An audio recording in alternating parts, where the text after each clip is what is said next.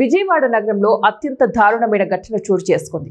ప్రేమించి పెళ్లి చేసుకున్న భార్యను ఓ భర్త అతి కిరాతకంగా హత్య చేశాడు.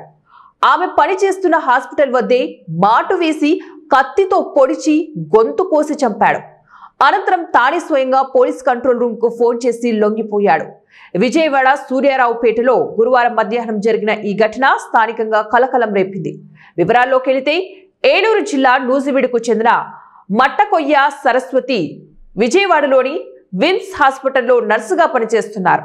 కృష్ణా జిల్లా నాగాయలంకకు చెందిన విజయపాల విజయ్కు ఆమెతో పరిచయం ఏర్పడి అది ప్రేమగా మారింది. సుమారు 3 ఏళ్ల క్రితం వీరిద్దరూ ప్రేమ వివాహం చేసుకున్నారు. వీరికి 2 ఏళ్ల కుమారుడు కూడా ఉన్నాడు. అయితే కొంతకాలంగా విజయ్ తన భార్య సరస్వతిపై అనుమానం పెంచుకొని తరచూ గొడవపడి వేధించేవాడు. భర్త వేధింపులు భరించలేకే ఆమె కుమారుణ్ణి తీసుకుని నూజివీడులోని పుట్టింటికి వెళ్లిపోయింది. అక్కడి నుంచే రోజు విధులకు హాజరవుతుంది.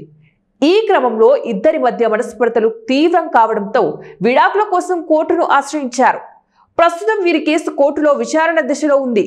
గురువారం మధ్యాహ్నం 2:30 సమయంలో డ్యూటీ ముగించుకుని ఇంటికి వెళ్లేందుకు సరస్వతి హాస్పిటల్ నుంచి బయటకు వచ్చింది. అప్పటికే అక్కడ కాపు కాచిన విజయ్ ఆమెను అడ్డగించి తన వెంట తెచ్చుకున్న కత్తితో విచక్షణారహితంగా పొడిచి గొంతు కోశాడు. దీంతో ఆమె అక్కడికక్కడే కుప్పకూలి ప్రాణాలను విడిచింది.